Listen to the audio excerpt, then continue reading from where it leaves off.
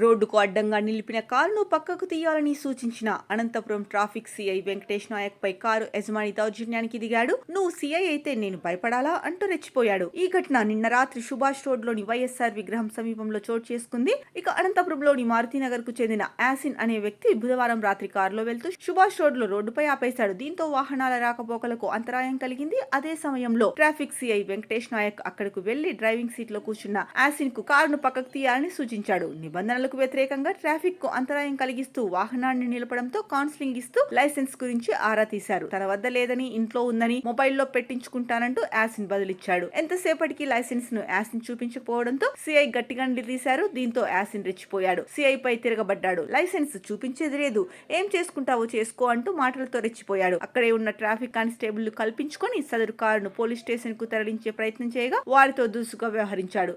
చివరకు police crane వాహనాన్ని తెప్పించి కారును తరలించే ప్రయత్నం చేయడంతో మరో వ్యక్తి కల్పించుకొని తానే తీసుకొస్తానంటూ కారును స్టేషన్ వద్దకు తీసుకెళ్లారు. ఇంతలో సమాచారం అందుకున్న టూ టౌన్ పోలీసులు అక్కడికి చేరుకొని యాసిన్ ను అదుపులోకి తీసుకొని పోలీస్ స్టేషన్ కు తరలించారు. ఇక నడి రోడ్డుపై జరిగిన వాగ్వాదం కారును స్టేషన్ కు తరలించిన విషయం కాస్త ఉన్నతాధికారుల దృష్టికి తీసుకెళ్లడంతో కేసు నమోదు చేసి కౌన్సిలింగ్ ఇవ్వాలని ఆదేశించినట్లు తెలిసింది. ఇంతలో సమాచారం అందుకున్న అధికార పార్టీకి చెందిన ఓ ముఖ్య ప్రజాప్రతినిధి ఎలాంటి కేసు నమోదు చేయొద్దని, సదరు వ్యక్తిని వదిలేయాలని తీవ్ర స్థాయిలో ఒత్తిళ్లు చేసినట్టు సమాచారం. కాగా ప్రజలందరూ చూస్తుండగా సామాన్య వ్యక్తి సాగించిన దౌర్జన్యాన్ని తీవ్ర అవమానంగా భావించిన పోలీసులు ఆ ప్రజాప్రతినిధి మాటలను పట్టించుకోకుండా కేసు నమోదుకే మొగ్గు చూపారు. ఇదే అంశంపై రెండో పట్టణ సిఐ శ్రీకాంత్ మాట్లాడుతూ ట్రాఫిక్ లో ఇబ్బందులకు గురి చేసిన యాసిన్ కు నోటీసు ఇచ్చి పంపాం, తర్వాత కేసు నమోదు చేస్తామని తెలిపారు.